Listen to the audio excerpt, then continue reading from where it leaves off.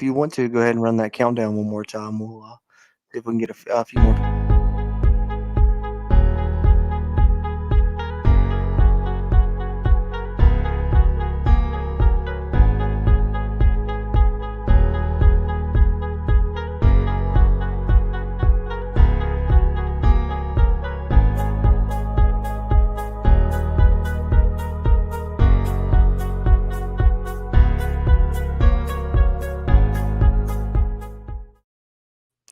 What's going on, Mountaineer Nation? Welcome into the Oklahoma Reaction live stream. I'm here to talk about the heartbreaking 16-13 loss in Norman yesterday. West Virginia, never trailed. They let it, for the full 60 minutes, let it or was tied for the full 60 minutes and, lose the lead on the final play with the clock at 0. So, West Virginia never trailed in the game, but ends in a loss. So kind of a funky stat there. And it was kind of a funky game all around, I think. And, I think as Mountaineer fans, sadly kind of used to the heartbreak that we experienced in that one. But, man, that one still hurt, knowing that you were so close to the highest ranked win on the road in school history, never beating a top 5 team. And you were right there. You were right there for having a second consecutive win over a top 15 team for the first time since 1993.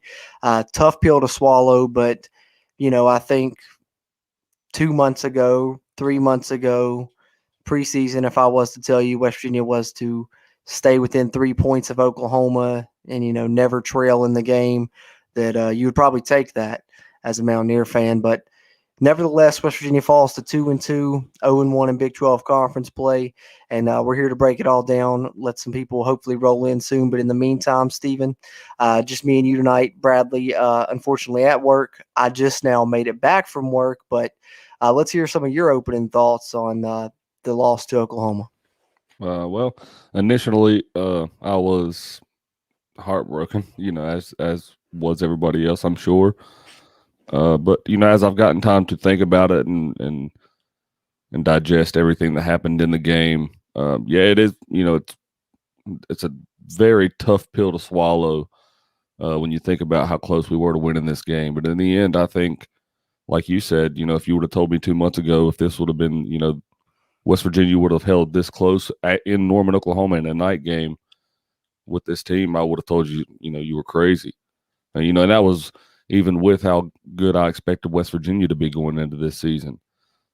So, as hard as I've been on, all, the whole offense as a whole, other than Letty Brown throughout the first 3 weeks, I think that I've seen a lot of growth and a lot of maturity in this team in this football game, man. And I really do think that West Virginia has the potential to make a real run at the Big 12 title game.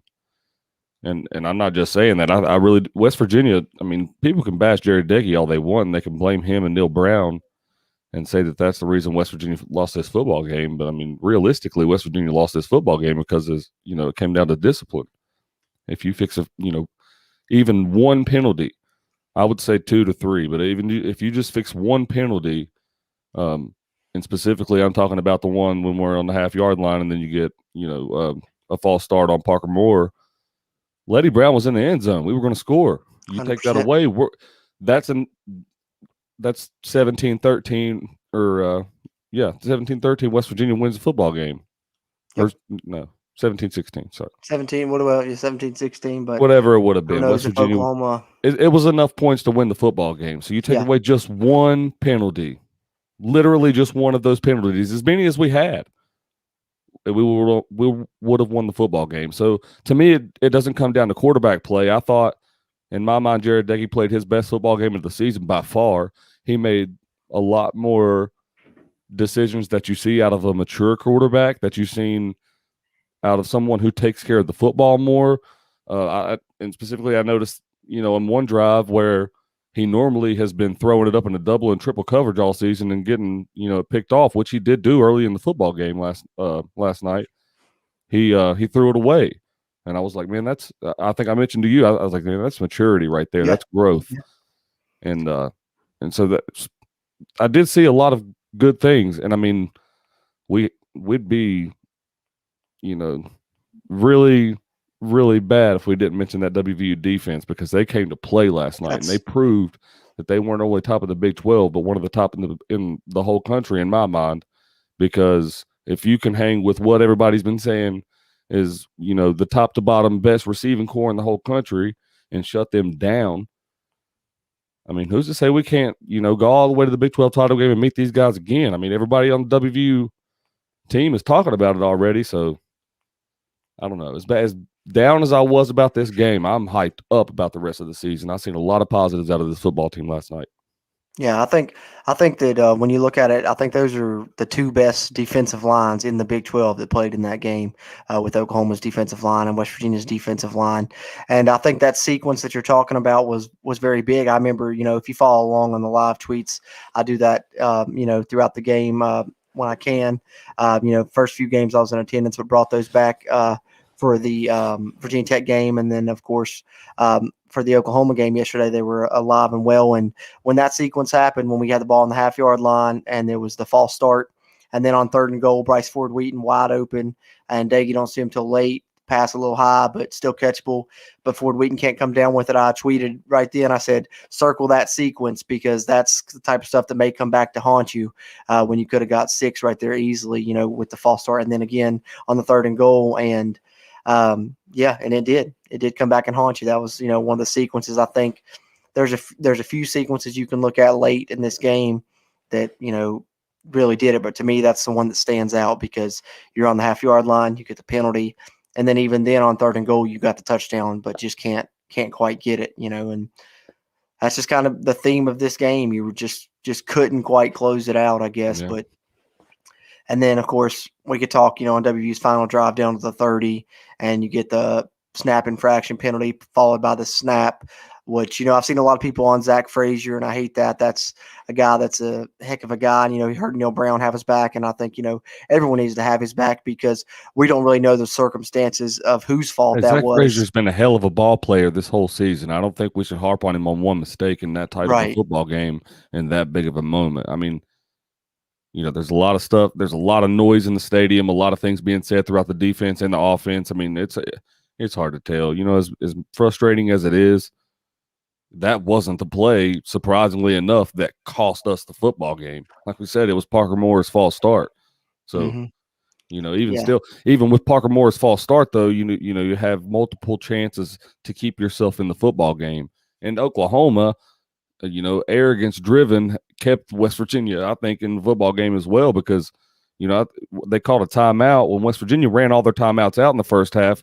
Lincoln Riley's calling timeout to save time for West Virginia, when they have the ball. So, I mean, I thought that was very egotistical, so of Lincoln Riley's, it is what it is. All right, but West Virginia's what I say was West Virginia was given a lot of chances to win the football game. So discipline really is what I think really is our biggest factor right now. I mean, you could argue that for sure.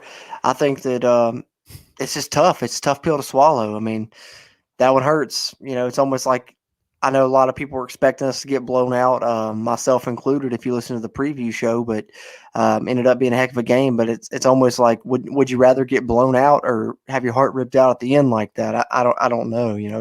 It's tough to say. But I think the one thing you brought up that we got to talk about, and the big talking point, it's got to be this offense for sure. I don't know what to make of this second half struggles. I don't know if it's just the way it's going to be. Still no touchdowns against Power 5 opponents in the second half. 3 points against Maryland, 3 points against Virginia Tech, 3 points against Oklahoma. What's going on with this offense, Stephen? I mean, they look good to open the game with the scripted series, and then it's just very vanilla, very I don't know. What are your thoughts on the offense as a whole, the second half struggles, the 2-quarterback system? What are you thinking? I mean, I don't know. I feel really positive about it at times, and then I feel I don't know what happens in the second half to make our offense stutter so bad, because previously to this season, it was the opposite of this. So I really don't understand what's making our offense stall so bad. we come out red hot. And I think, like like you said, it's those scripted plays that really get us going. But I think we just need to feed off of that, and we need to learn, more so our offensive.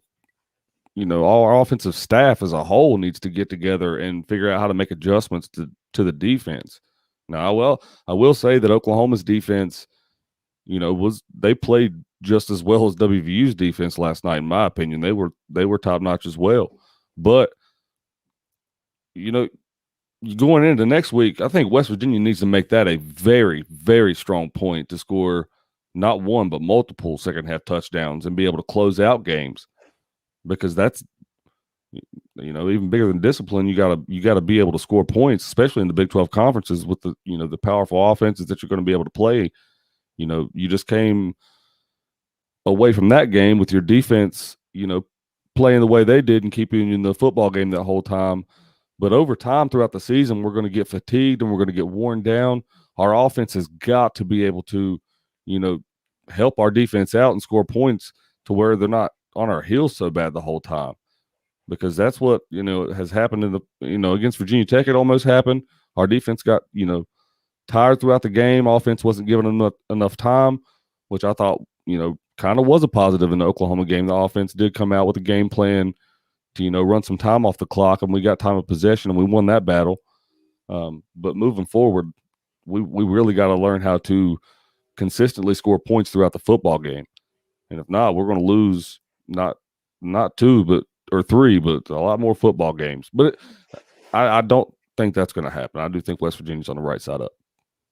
I hope so. I hope you're right. I've got faith in this team, especially with this defense. I think that the defense has proven that it's just as good as last year's defense at this point. But the thing with me for the offense is this that's really sticking out. West Virginia had 12 snaps in the red zone yesterday. Do you know how many carries Letty Brown got in those 12 snaps? How many? 1.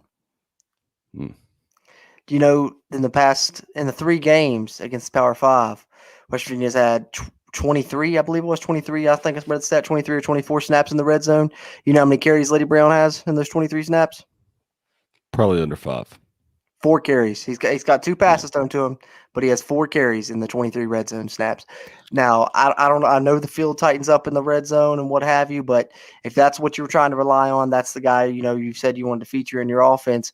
Why are you going away from him when you're in scoring position? That's a question that I think deserves to be asked, and among a lot of questions around this offensive game plan. And because when you see the creativity with the scripted series to start the game, when you see the creativity with the scripted series to start the second half, it just leaves you to wonder, why are we not doing stuff like this throughout the rest of the game? When the defense is making adjustments, why are we not making adjustments? And why are we only being creative in our scripted plays? I mean, if that's the way that's going to be, script the whole game, I guess. I mean, it's the way I look at it. I know that's hard to do, easier said than done, but something's got to give. You can't just have your couple scripted series, your first 3 drives or whatever, and then your first drive of the second half, and those look good, and then the other time you're just straight vanilla, either handoff up the middle or throw a slant to Bryce Ford Wheaton.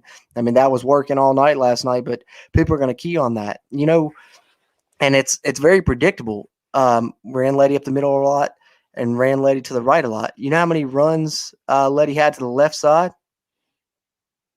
I don't remember very many. 0. Yeah, I don't remember. Yeah, I don't think I remembered any. So the play calling is it's an issue, and I think that something has to be done there. Or like you said, this could get disastrous, and you don't want to waste a defense like West Virginia has right now, because that flashes back to 2010.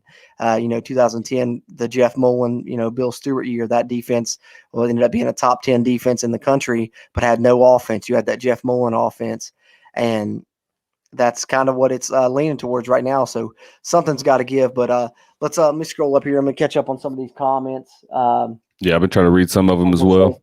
Got a few people in here. Let's see. Dustin Reed says he did look good early on, I guess referencing Daggy.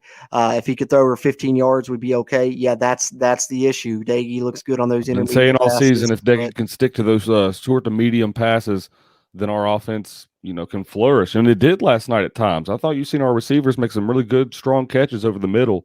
They just couldn't get it in yards after catch. As soon as they caught the ball, they were going down, which, like I Yeah. said, Oklahoma's defense was playing very well. But moving forward, I think that, I think you've seen a lot of stuff out of West Virginia's offense that wasn't so vanilla last night.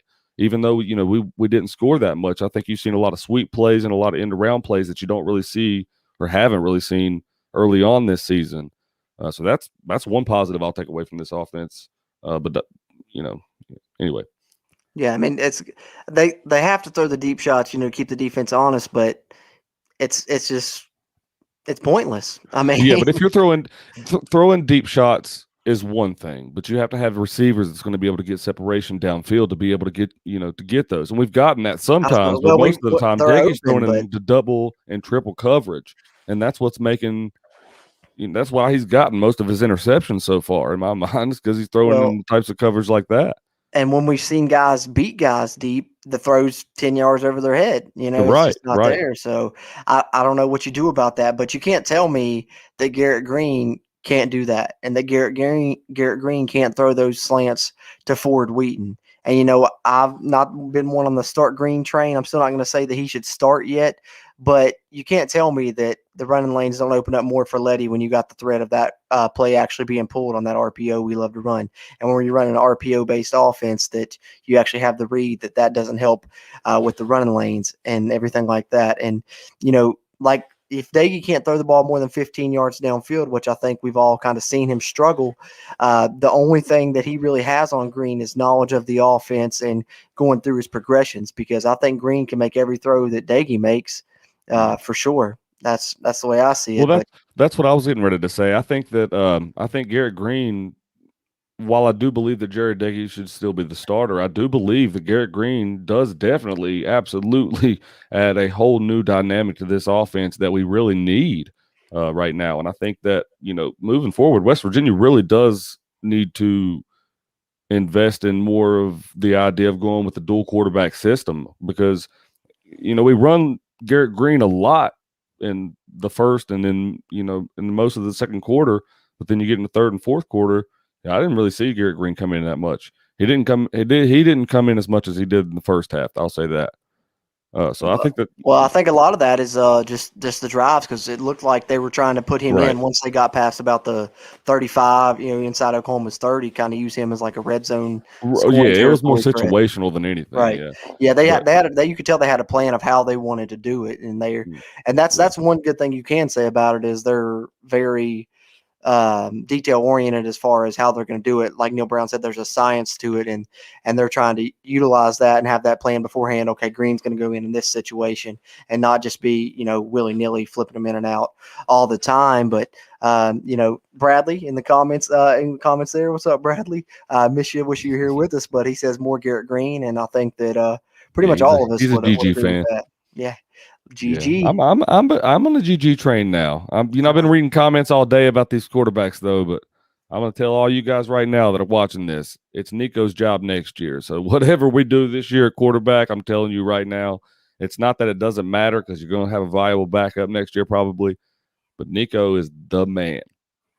I would tend to agree with you. It's going to be hard to start a true freshman. I don't know. Hopefully the coaching staff will have enough trust to do it, but 100% think he should be the man. But hey man, we've seen it before. People are doing it more and more in the college game today. If a kid's got talent, like I think he's got talent, I really do. If he's beating defense like that already in high school, it's not like he's beating little cupcake squads. He's beating already D1 recruits. He's beating the guys he's going to play next year. Yeah, I mean, that's true. That's true. And if you got a guy that's talented enough, I think you take those bumps and struggle through those bumps and bruises of him being a true freshman, because it's going to pay off, down the road. Dustin Reed also says, I don't know if y'all listen to the ABC broadcasts, but even Kirk was hyping the defense and the O-line was surprising him too. Yeah, I mean, that defense is real, I think. I think, like we said, in the preview show, I know we mentioned this would be the test to see how good this defense was, and they definitely passed that test for sure. Oh, absolutely. I think, we was all, I think talking about how this was the litmus test for the WVU defense, and if they were the real deal, because up to this point, I think this was the biggest test, not only this season, but in the last two seasons. So, they by far passed the test in my mind. Fletch Daniel says, y'all shot y'allself in the foot once again. Life as a WVU fan, man. You think we'd be used to it by now and expect it, but still always get your hopes up every time. Yeah, well, you got to believe one day that you'll be there. That's what's going to make it sweet eventually, is when it eventually does happen and you don't fall short. Then it's going to It's be not like like West Virginia hasn't all been there these years before. I've waited for this. This is a common theme. I get it. West Virginia does this year in and year out, but it's not like West Virginia hasn't made it to the national championship game before. They've been there twice before. So we Facts. can make it there again and we can win the game. We just have, we got to stay with the team. Chris Marcheski says Dickey can't score more than 3 points in the second half. Worse yet, his mistakes lead to big scores for the other team. That's very true normally, although last night they didn't lead to very many big scores for Oklahoma. I think our defense held very true and honest last night, and I think they did a very good job. And what I really want to point out is Jackie Matthews' interception. I thought that was, oh man, what a play. Oh, What amazing a play. catch. Amazing play. Yeah. Yeah, I understand the daily criticism. We're right there too. But yesterday's game wasn't on Daggy. I mean, No. Daggy had 9 incompletions. He did have the 1 interception, but that interception ultimately amounted to a punt. I mean, it was 3rd and 14, and they got it on their own 20. Maybe get an extra 10 yards if you end up punting on 4th down. But that turnover wasn't too bad, and overall, Daggy wasn't bad yesterday in general. I thought that he actually played pretty decent, and I don't think that loss falls on Daggy. I mean, the offense is in his hands, I guess. He is the quarterback, but he's not the one calling the plays either. And we've seen the offense struggle in the second half all season, and I think it's just a bit of a trend right now. Bradley in the comments also says the thing that impressed me most was the physicality, both offensively and defensively. Also, no one knows more about how bad that loss hurt than Zach Frazer. West Virginia kid knows how much it hurts. He'll rebound. Absolutely. Zach Frazer Young, definitely rebound. You've heard the first few weeks Neil Brown sing his praises. Highest graded offensive lineman on PFF.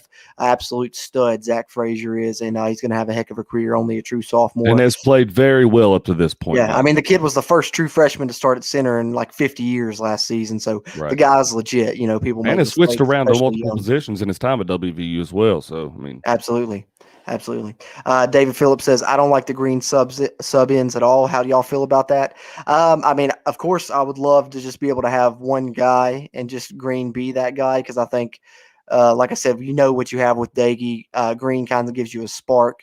But I think right now it's just not feasible, because I don't think that Garrett Green knows the offense enough and can go through his progressions and knows how to read coverages enough for him to be the starter, unless you're going to really dumb it down and just run a ton of read option and just have him have a couple, like a route tree of like a screen and a slant, hitches, something like that, just quick and limit it to one side of the field to where he only has, two progressions to go through rather than a whole thing, because I don't think he's capable of doing that yet, So I think right now, maybe 2 quarterback system isn't the best overall, maybe not something you want to do long term, but I think right now that's just where West Virginia's at, because I mean, that's just who you got. Not long term, but like I said, say, I could be wrong. I've been wrong before. But it's it's my belief, and people that I've talked to. I really do believe it's Nico's job next year. So I do believe West Virginia takes their lumps with whoever they've got this year, which is why I believe a dual quarterback system would be positive for West Virginia's offense moving forward. Yeah, I mean, to me, that's when our offense has been most effective. Mm-hmm. Yeah. I mean, I'd agree with you, Stephen. And I think that you've got a guy that knows how to do it, because look back at Troy. He did it for a couple years there and won, 11 games in both of those seasons, using 2 quarterbacks in almost every game. So Neil Brown says there's a science to it, and I trust Neil Brown to discover that science.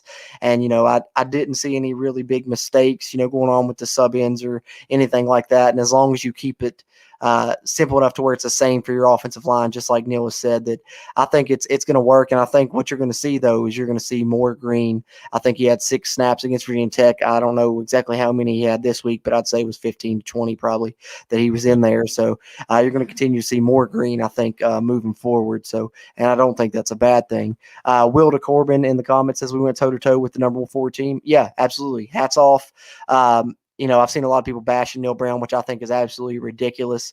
You just went in and almost beat a team that you haven't beaten since joining the Big 12, stuck with them all game, never trailed, and he's doing this with a below-average offense. So, as Steven said, maybe Nico's the guy, and I have great faith that he could be.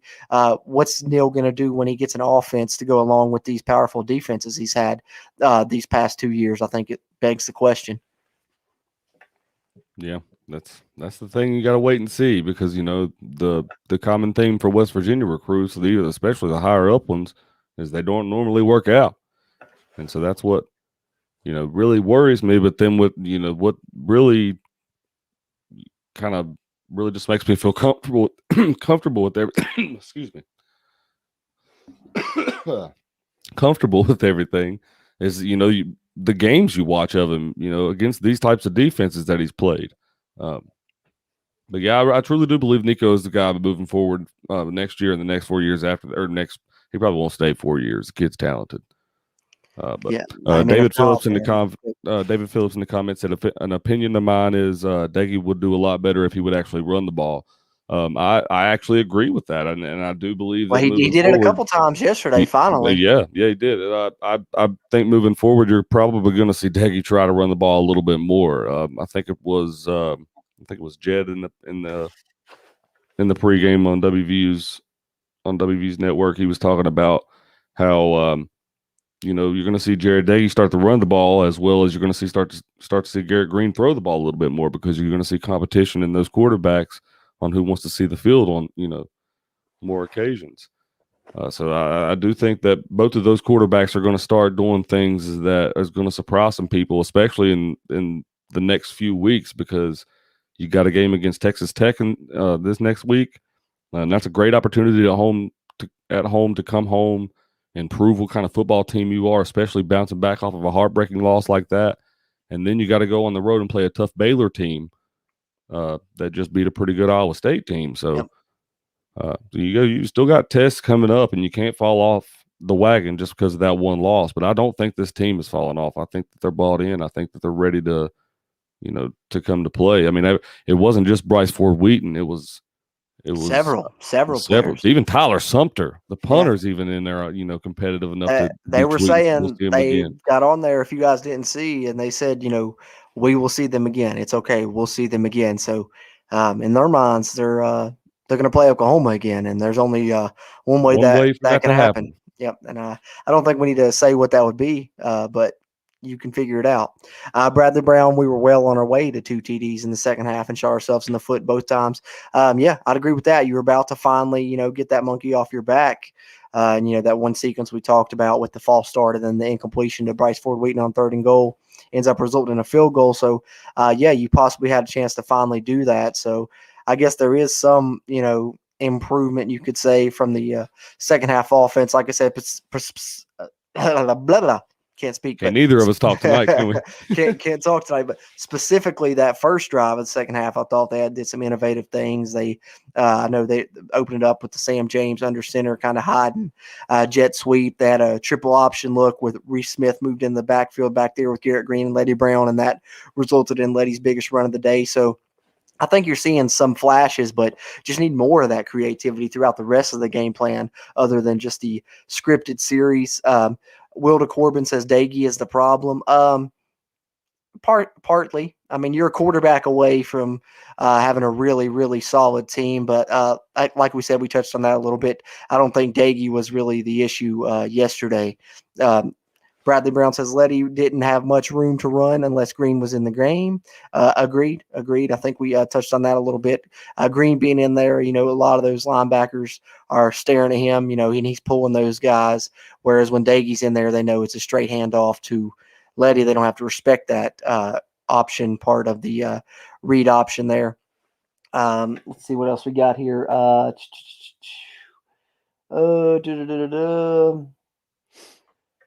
Chris Marcheski says he will decommit and go with the bigger school, talking about Nico, I suppose. I've heard a lot of people say that, especially after his game on ESPN the other day, and I think he's got a couple more on ESPN, he'll say, but I don't Yeah. believe that. Nico seems 100% balled in.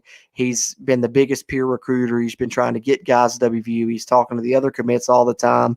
I think Nico's 110% a Mountaineer Oh, come the spring 1,000%. because he's enrolling early. So I think I don't see that at all. Let's see what else we got here. Hi, Mom. Uh, my mom jumped in the comments there. Had to give a shout out to the mom. Fletch Angel says Matthew should have had another one, but he was too worried about celebrating. Yeah, he about had 2 picks on the night.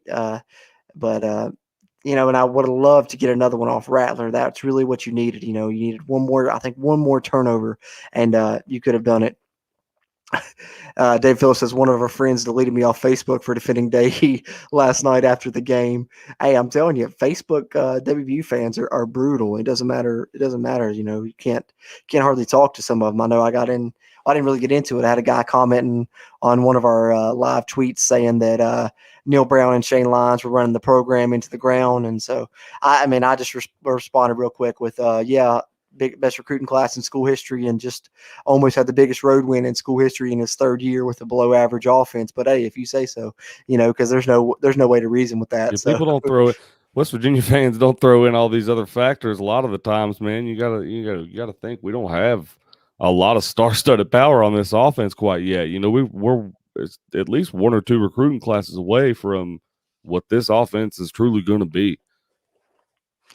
Dave Phillips also says that drop pass by Wheaton, Daggy threw the perfect ball. If he threw it lower, it would have been picked, referencing that 3rd and goal. Yes, at the time that he threw it, but also Ford Wheaton was back there doing jumping jacks for 5 seconds before Daggy spotted him.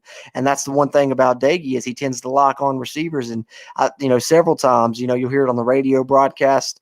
Tony Carrillo, like, there's a guy wide open on the right side of the field. Daggy never looked away from the left. And that's just kind of one of the bugaboos about Daggy is sometimes he'll lock on to a receiver. And then other times you see him go through his progressions and do great. So it's just really a mixed bag with Daggy, just like you'll see him throw a great ball and then you'll see a few terrible ones. So consistency's always been the issue, I think, with Daggy.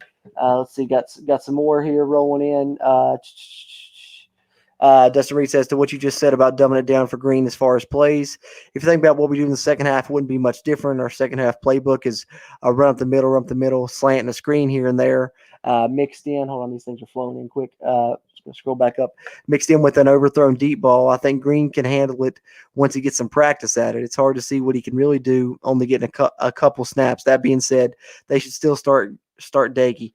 I'd agree. I'd agree with you. I think that right now you have to start Daggy. Like I said, I don't think Green is ready, and I think that Neil Brown was kind of expecting him to be ready this year. You heard him mention in the post game that they thought that Green would be ready in the spring, and he wasn't. He's finally coming along now. So,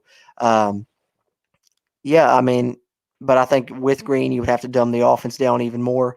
Maybe it's not too much different than what you're doing, but if you're dumbing it down to where it's only one side of the field and he's reading 2 receivers versus Daggy having four men on a pattern and going through a 4-man progression, it's going to make a defense a difference, and defenses are going to be able to key on that easier, I believe. Yeah, and especially if for a kid that hasn't played football that long, if he doesn't know how to read defenses and he doesn't know how to, call plays that well, that's a learning curve. You got to take some time to adjust to that. So, I mean, really, it's kind of not that surprising that he hasn't caught on to the offense that well yet. And because the Division I playbook, and especially as complex as an offense as I'm sure they're trying to run at West Virginia, I think, even as simple as it is for someone like that hasn't played football, I'm sure it is pretty complex.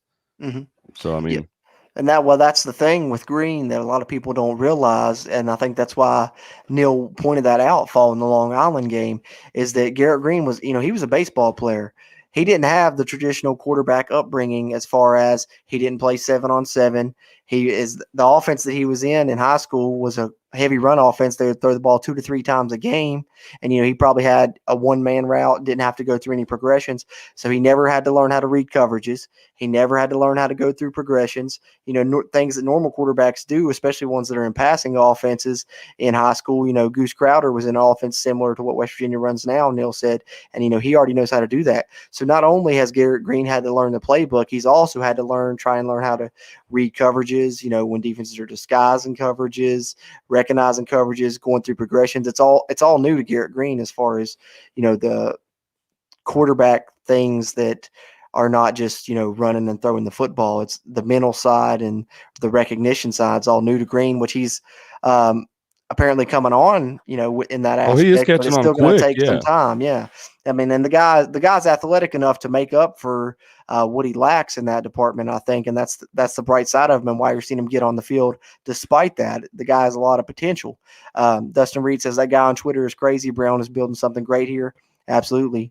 Trust the climb. That's what we've said since the beginning here, and we're And still Shane supporting Lyons. that. I have the utmost respect for Shane Lyons. Absolutely. I mean, the guy just did $55 million upgrades to the facilities, and then plus that's not including what they've done, on the basketball side of things, as well as to the stadium. That's just what they did, over there at the Puskar Center. So, Yeah, and I noticed things when I drove on campus last week. They've built something where the old field house was. I'm not sure what the building's actually called now, but that place is absolutely huge and it's beautiful. As you can imagine, the rest of the facilities there. But I don't know, it's a big place. Yeah, absolutely. It's like a brand new modernized field house is what it looks like. All right, so we're all caught up on the comments now. So here's a couple things I wanted to present to you before we wrap this thing up, Stephen. All right, I'm going to ask you, the offense following the Oklahoma game, better, worse, or about the same as you thought it was? Better.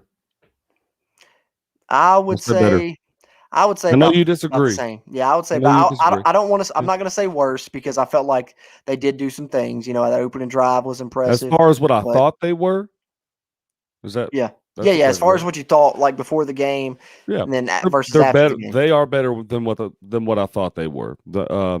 While I thought that our biggest problem was not really knowing where we were, so to speak, I guess to say, because we were just turning the ball over left and right. I think our biggest problem is discipline. I really truly do. I think if we get our those few mistakes figured out and learn how to clean up all those penalties, you win football games. I think you're probably undefeated right now if you don't have penalties like that. Yeah, we got to be able to run the football. That's the one thing that's hurt us. Well, we're able to run. In my opinion, we're able to run the football. We just choose not to, and that's my biggest, gripe with the whole thing is because Letty can and has been proven to run the football effectively, especially in red zone situations. And I have no idea why we just absolutely refuse to give the ball to Letty Brown in the red zone. When we get down there, and then as soon as we decide to, Parker Moore does get that, that false start, and that's what makes it even more frustrating. So, it hurts. Yeah. But that's like I said, I mentioned on the preview show, West Virginia, since Neil Brown, took over in 2019, West Virginia is 9-0 when they run for over 100 yards as a team. Didn't do that against Oklahoma, 67. So, you get another 33 rushing yards. Yeah, that's why I said that's two of the best defensive lines in the conference right there. That's what you just saw going head to head was Oklahoma's defensive line is the real deal. That's why every time West Virginia got into a 3rd and long, they could not convert because that defensive line could come in there with the pass rush, and they'd only had to bring 3 or 4 because that defensive line's strong. Same as you saw West Virginia run up the middle, didn't have much success because that defensive line is really talented, as is West Virginia's, and you saw them doing the same thing to Oklahoma. Akeem Mesidor, absolute stud. I don't think you can say enough about Mesidor. Yeah, Dante with a huge sack at a crucial time, showed up in a big way. But Mesidor's he's been the guy all season for me on that defense. Even when he's not the one making the play, he's the one blowing it up so someone else can make the play. That guy's a stud, and he's only a true sophomore, so you got him at least another year. But Mesidor's he's something. Yeah, I've been on his side since last year. I've been a big fan of Mesidor ever since he stepped on campus because he really has been a stud ever since he got his first snap last year. Yeah, and that whole defensive line in general for West Virginia just really, really, really, really good. Which leads me into my same question as far as the defense though, better, worse, or about the same? Better, by far better. Oh my Better. gosh. Yeah. Yeah, Yeah. absolutely. If you say anything other than better, I'm smacking you. Top 10 defense in the country. Top 5 defense.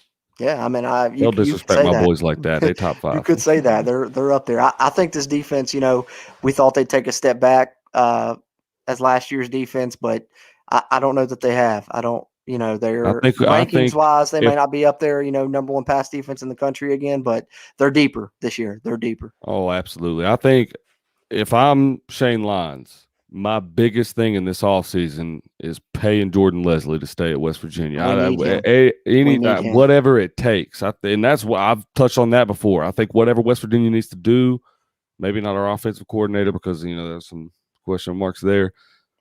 We need to keep Jordan Leslie. I think Neil Brown needs to make it a point to get these assistant coaches the money they deserve and to keep them at WVU and not let them leave to go to another college for the same position for more money. No, I agree. Insert Jamal Adai here. All right. I agree. I agree 100%. Which we'll wrap this up soon here. Not running a little long, but a lot to unpack with this one. But one thing I wanted to ask you, I did hear this presented, and I thought this was very interesting that someone brought up, and I wanted to get your thoughts. Under Holgerson, the big thing was no defense. We're putting up all these numbers. Our offense is great, but we don't have no defense, and that's why we can't win these football games. Well, have we traded that for the opposite? Have we traded all offense, no defense for all defense, no offense with Neil Brown? Or do you think it's just too early in Neil Brown's tenure and he doesn't have the pieces yet? What say you there? Yes and no. I think I'm going to sound like a broken record here. I said the same thing about Dana Holgerson in his first 2 to 3 years in the Big 12 conference. I said that he needed to have time to get his recruits up and his time to really see what his offense and his recruits can do. And I will say the same thing for Neil Brown. I think the difference is Neil Brown actually cares about the recruits and the depth of his recruits, and the quality of his recruits that he's bringing to West Virginia. I think he cares enough about winning football games that he wants to win on a consistent level and win championships, and maybe conference championships or what have you. But I do think that he wants to create that type of level of program. And so I do believe that his recruits will be a lot better. And I think that, that it's a very true statement when you hear that the cupboard was left bare from Dana Holgerson when he left WVU, because I don't think that he left it in a place that they had a lot of depth at all. And even a lot of the ones that did, that he did recruit ended up transferring out and leaving. So we're really, we're only in Neil Brown's third season at WVU. And I mean, you could even, with last year's shortened season, there was a lot of stuff that created chaos there. So I really do think that not even next year, but the year after, I think you're going to see West Virginia make a huge, huge jump in the talent that they put on the football field and the type of product that you see from all three sides of the ball. And I think that we would also be amiss to not mention the special teams play of West Virginia, because to me, West Virginia, although we've had Tavon Austin, Von Rivers, a lot of these guys that have been really good return men in the past, it's not really been the kick return game, I guess, but more so the kickoff game. We haven't really been that great in kickoff coverage or in special teams in the all around phase. And while Neil Brown, especially this year, Neil Brown has got the special team playing like some dogs. That defense and the special teams. We've already had 2 blocked field goals this season. And I mean, they made me very hopeful that they were going to block that one on the last second last night. But, it's a whole different culture than what we have with Dana Holgerson here. And as high up as I was on Dana in his early on in his tenure at WVU, things change. I really, truly believe in this staff that Neil Brown has. Maybe not the entire staff that he has, but for the most part, I believe in what they're building at WVU and what they've created. And while the offense may struggle right now, I do believe that they're on, like I said, the right side up. And I think in the coming weeks they're going to surprise a lot of people, including you, Cruz, on how they on how they approach the game, because I do think Neil Brown's a smart guy. He's very intelligent, and he showed it in the past on how he can adjust the teams and adjust the games moving forward, especially late in the football season. And that's what excites me about this guy. Is West Virginia, while I've been, alive and been paying attention to this team, has not ever been a team that was late in the season type of football team. We're more of an early on type of team and then fall off later in the year because we're dealing with injuries and depth issues. But Neil Brown's the type of guy that worries about those depth issues, and more specifically, positions like the defensive and offensive line that's going to see a lot of injuries and a lot of, rotation throughout the year. You need fresh legs and a lot of talent at those positions. I don't know. I could go on a lot about what I like and what I believe in this in Neil Brown and the guys that he's got. But no, I really do believe that we're in a lot better position, even though we may have traded the defense for the offense. Even though I don't think it's such a gray or white and black type of situation. I think it's more complex than that. Yeah, I think the thing that stands out to me at this point, yeah, you could say that at this point, but I think as Dustin Reed says in the comments here, we can't say that yet without all of Brown's recruits. Yeah, I think the jury's still out on that one until Neil Brown gets the pieces, because by the way he's talked about his offense, by the way his offense is designed, that he needs a running quarterback. That's what he wants. He wants a dual threat quarterback in that system, and I think you're kind of putting what's it called, a round peg into a square hole, or vice versa with having to use Kendall and Daggy. But like you said, the cupboard was left bare, so he just kind of had to do what he could early on.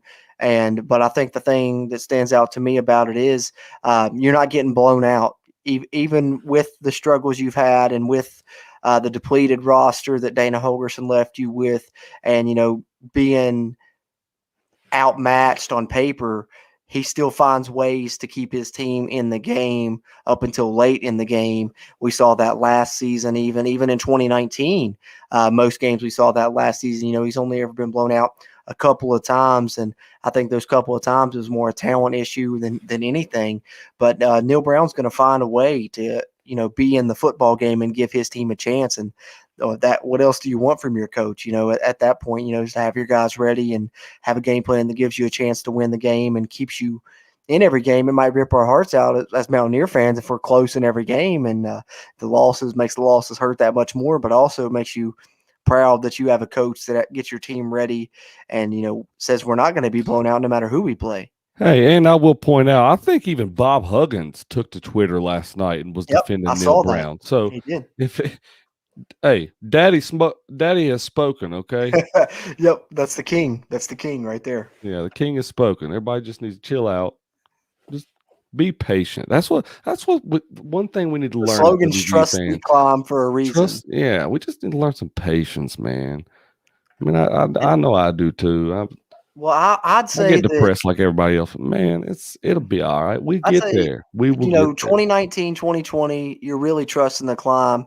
I think this year, you're still trusting the climb, but you're starting to see you move up those rungs. You're starting to see you climb that mountain a little bit. You beat a top 15 Virginia Tech team. You were right there for the biggest road win in school history. You can view it as this is the same old West Virginia, but in my mind, yeah, maybe. I don't view it so much as that, because the same old West Virginia would have seen a drop off on their defensive side of the ball this year from last year. With all the coaching changes that we've seen and the people that we lost with Tyke and all them guys. Our defense is right there, if not better than last year. So we're seeing growth. I think our offense even is better than last year. Our offense wasn't that great last year at all. Jared Deggy, played by far better at keeping the football more secure, and Letty Brown was a stud. But other than that, you didn't see we had a lot of drop passes last year. Our offense was ineffective. Man, shout out to the receivers. They've looked good this year. Yeah. They've got their confidence. They've got their swagger back. Yeah, I do believe that. Your boy Sam James, he's looking good too. Yep, and Bryce Ford Wheaton, best game of his career last night. Yeah, if we can just get a rhythm, we'd be all right. Like I said, I think our biggest problem is discipline. I think so too. It just comes And they're down to showing that. up in big games. Both big games this year they've shown up. And I think they just got a culture shock at Maryland. Even though it wasn't that rowdy of a crowd, I just think that, you know what I mean? I think they thought they were gonna win that game easily, and Yeah, I do too. so And I think that plays a part Talia and too. Rakeem Jarrett came out and surprised them how quick they were. Yep, 100%. And Yeah. Maryland's still, undefeated. So, who knows? That may end up being a pretty good team that you lost to there. But if you're just joining us, this has been the Oklahoma, live stream reaction. We're going to wrap this up here soon. We'll take this, flip it into a podcast as well for the audio side of it anyway. So if you're missing it live, you can still catch the replay on our podcast, which you can find on any platform. Just search Country Roads Webcast. We're all over Stitcher, Spotify, Apple Podcasts, Google Podcasts, and of course, this week we'll have our Texas Tech preview releasing on the podcast, and then also here on YouTube and Facebook, the video side as well. And then we'll have a reaction to that game streaming live again next Sunday. So if you're listening to this here in the future on at Potty on as a oh man, we I'm can't talk potty. tonight. On the potty, you might listen to it on the potty. But if you're listening to the I might podcast be. format and you want to catch it live, keep up with our social media. We usually announce when that's going to be, but it's usually sometime Sunday evening following the game. So if you want to catch the Texas Tech reaction live, chime in with the comments, have some fun with us. Just be on the lookout for our social media pages, Twitter at WVU Country Roads, and then Country Roads Webcast on Facebook as well. But before we head out here, Stephen, I thought, I would get some early thoughts about Texas Tech. We got the preview coming this week, so we won't get too far into the woods there. But the one thing I wanted to say was this was the big test for the defense, this Oklahoma game, and they passed it. I think Texas Tech is the big test for the offense. You've seen Texas drop 70 on them this week. So I think if you come out and you can't score a second half touchdown against this team, and if you can't score more than 24 points, 27 we had against Tech, get up maybe 30 this time, that this offense just kind of is what it is. So this is a big test for the offense. And I think that if the offense doesn't do it against Texas Tech, they're probably not going to do it all year, and might not be the high hopes that we're hoping that it is following the Oklahoma game for this team. So that's just kind of my early thought on the Texas Tech matchup. Yeah, I actually agree with you to a point on that. I think that I think this is like last week, the Oklahoma game for our defense was a litmus test. I think on the flip side, this week against Texas Tech is a litmus test for our offense in some ways. So I do believe that our defense is going to be able to hold them a lot. I think to me, the only effective player that Texas Tech has had up to this point, or in this past weekend anyway, was Sir Roderick Thompson, and I think West Virginia will be pretty well adapted to be able to hold him and contain him throughout the day. So I think our offense really will have a lot of opportunities to get in there and show what they can do. So I think you're right. I think they need to show that they can score in the second half and score multiple times in the second half to keep the game, out of reach, and so that we can close games out, because we are a better team than Texas Tech. And so we need to prove that this Saturday and prove that we can come off of a loss like we did out in Norman, off of an emotional game. We can, prove that we can bounce back from that. And what I agree with you to a point on is, like I say, I do believe that this offense is on the right way up, but I don't think that if they don't score in the second half this weekend, I'm gonna probably flip over to your side. I don't think we probably not gonna get it together all year.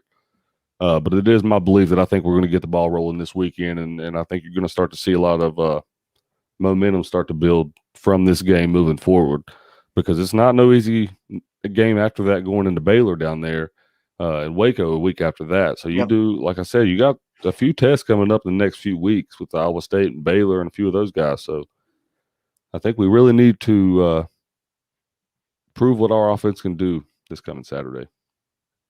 I agree 100%. It's put up or shut up time for them, really. The offense has got to do something moving forward. Yep, gut check time for sure. That being said, we will preview that game this coming week. You can find the audio on the podcast, and then the video, of course, will be here on Facebook and on YouTube.